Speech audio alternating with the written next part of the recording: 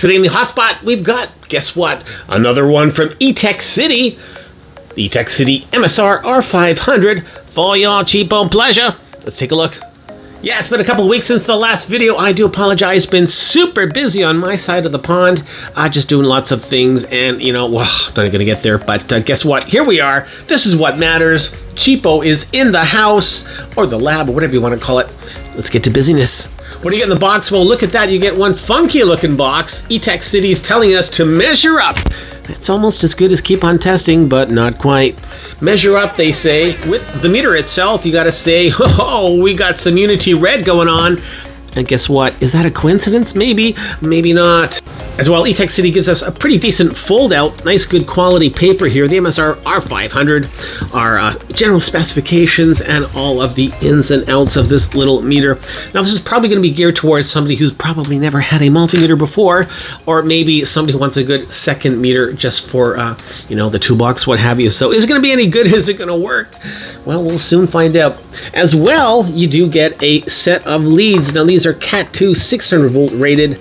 I do not see that ETEKCITY logo on here.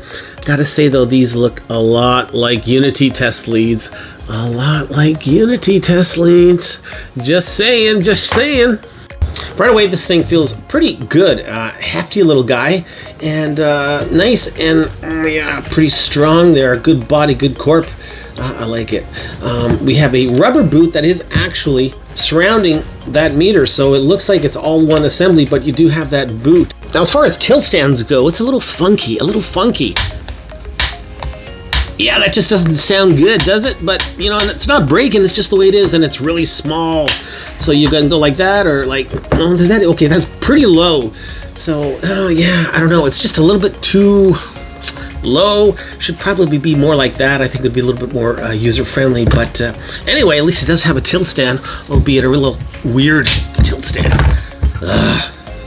Now, if you take a closer look at that selector switch, it is a little mushy, It doesn't have that nice clickety-click, clackety-clack that you know I like. Yeah, it's just, it's not going to get lost between ranges, though, which is a good thing, but it just doesn't feel the greatest. Now, one thing I do like is the actual relief you have, so you can actually get in there, even if you've got big fingers, and move that selector, so they did a good job with that. Let's take a closer look at the selector switch, starting with the 12 o'clock or off position. Volts DC up to 500 volts. Volts AC up to 500 volts. Continuity and diode. Signal out generator. High current amps DC up to 10 amps. Resistance up to 200 megaohm. Not much really going on with the front. We have our standard one-touch hold as well as a backlight. Bottom of the meter, we have our high current input, 10 amps. In the middle, we have our voltage resistance, milliamps, and our signal out. And on the far right, we have our common or ground. One thing I'm definitely not a fan of is what they've done. They've put the common where the standard positive probe would usually go. You know, I don't like that. Let's keep things simple. Let's keep it safe. Ideally, we should see the common in the middle and the positive should be on the right, but no, ETEKCITY has reversed it for whatever reason, so just be careful when you're putting in those probes. Oh, yeah. Oh, yeah. Okay, I'm going to pull out this weird little tilt stand. Gotta say, it's a little annoying sometimes to get a hold of. There we go. Put it down and let us turn it on. Here we go. And okay, we have lights, camera action. Not bad. It's a bold little font, but tiny is the word of the day. Yeah, it's okay. It's okay. I'm not complaining. But yeah, it's definitely a little chunky, Now we do have a backlight as well. Let's just click on that backlight. Oh, nice, nice. So that definitely leads, makes it a little bit better. Oh, very good. Very good. So even after changing that viewing angle, doesn't matter up or down, high or low, you can see it almost all the time with that backlight enabled. So that's good. And you know what? The backlight stays on. That's right. You heard me right. The backlight stays on. Bravo, ETEKCITY. Good stuff. Why the heck can't we see this on all the multimeters? Although we are seeing it more and more. Great. Backlight will not turn off unless you want to turn it off. But just by hitting that button again, it goes off. Just like that. And on. And off. On. You get the idea. I love it. All right. Here we go with our DC accuracy test. and we are sitting at 2.49 volts. We should be looking at 2.50098. Well, we don't have that kind of resolution, as you can tell, but not bad. Definitely within spec. Okay, here we go. And this one should be, have to hit the switch, 5.00 volts, and coming up 4.99, 4.98. Close enough. All right, so definitely within spec. Here we go. Next up, we want to see 7.50 volts. And once again, oh, so close, but not quite there. 7.49, 7.48, kind of wavering back and forth.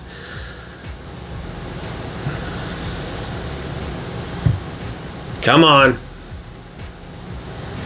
7.49. All right, last but not least, 10.00 volts is what we want. 9.9998. Okay, make up your mind. Close enough. Yeah, it's not perfect, but it's awfully close.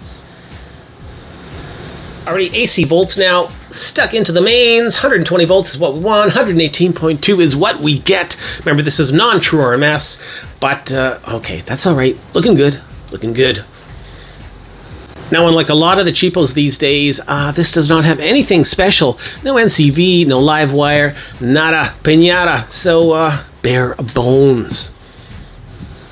Looky, looky, I've got a red LED. Oh my gosh. Yes, I finally broke down and created a new little test bed for the light-emitting diodes. I know. What took you so long, dear? This new LED tester is just so sexy. Oh, yeah.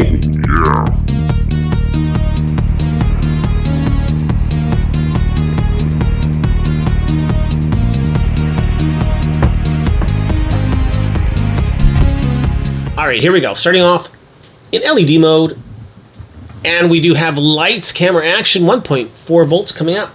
Over to the yellow, yes, it is lit. And over to the white, nice and bright. We have a lit illumination, but no forward voltage drop. Finally, over to the blue, yes, the same, but we do not get that forward voltage drop. And the green, oh, nice and bright, and no forward voltage drop. So 5 out of 5 in terms of illumination, 3 out of 5 in terms of a forward voltage drop. I'm sorry, 2 out of 5 in terms of a forward voltage drop. Oh, jeez. Output voltage in diode mode is a balmy 3.1 volts. By the way, this old Micronta digital multimeter was given to me by my father quite a few years ago. Well, not that many, but a few years ago. I just want to say thanks, Dad. And hey, happy Father's Day, Pops. And happy Father's Day to all the fathers out there. And hey, I've got 2 beautiful sons as well, Jonathan and Brandon. And guys, Dad loves capacitance measurement on this little one. Does not do capacitance. Ah, that's too bad. So we're going to go right to resistance. A lot of cheapos have a tough time with resistance. It takes them a long time to settle. But, well, let's see how good or bad the ETEKCITY is. Here we go. Sitting at 1 meg right now, 0.99. Not too bad. Let's go up to 3 meg ohm.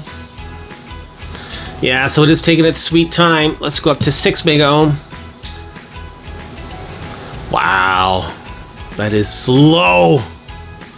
Okay, 10 meg ohm. Yeah, I swear to God, I could read War and Peace, or at least parts of it. That is a long time. Wow. Accurate, though. It's definitely within spec, but boy, it takes a while to get there. Let's try 200K. I'm actually going to bring... Oh, and it's telling us that we're over. Okay, let's try 100K. 110K. 111K. 111.1. Yeah, not too bad. So resistance-wise, accuracy is there, but yeah, it's slow. Alrighty, we're in milliamps right now, and we're sitting at about 20 milliamps, and coming up around 18.5 on the ETEC. Let's bring it up, up and away, sitting at 50 milliamps, 48.1, 90 milliamps, 87.9. Now remember, we do have a maximum of 500 milliamps with the ETEKCITY. Let's see how close that is. Oh no, here we go. We are already over range. All right, so it's giving us a 500 milliamp max fused rating, but in reality, it looks like 200 milliamps is, yeah, that's it, that's all. So 200 milliamps is the threshold in the low current range. And in high current mode, sitting at 3.21 amps, coming up as 3.24.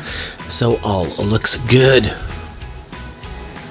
So the spec sheet is telling us it's putting out a 50 hertz square wave. And indeed, that's pretty close. So 49.9 0.52 hertz at 4.56 volts peak to peak. So pretty well spot on according to what the manual was telling us. Good stuff. Continuity is next. Default test leads in the house. 3, 2, 1. Oh, it is scratchy. It's trying to be latchy, but with these leads, it's just scratchy. Not very loud. Oh, not very good. Not very good at all. What's going on there? Oh, got it. Well, let's try the ProMasters. ProMasters, let's see if this makes a difference. Oh, yes. Latched, loud. Oh, and fast, fast. Goes to show you, throw out those test leads, get yourself a decent pair of ProMasters, or just a decent set of test leads, period. And look at the difference it can make to your multimeter. Whoa, awesome.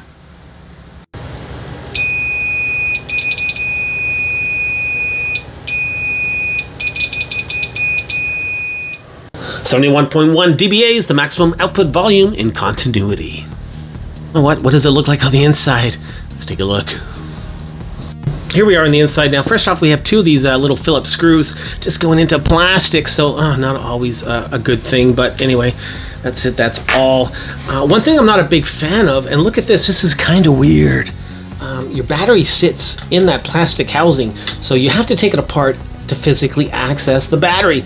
And then those plastic inserts apparently are gonna fit only like so. Oh God, it's messy. It's a messy setup. I don't like it. I don't like it. Why can't you just access the battery through a slip-off compartment like so? But anyway, 9-volt battery. Back to the meter as always. No shielding. No surprise. But there's our little speaker / piezo. That is what is giving us our continuity. Oh, that is such sweet continuity with those ProMasters, isn't it?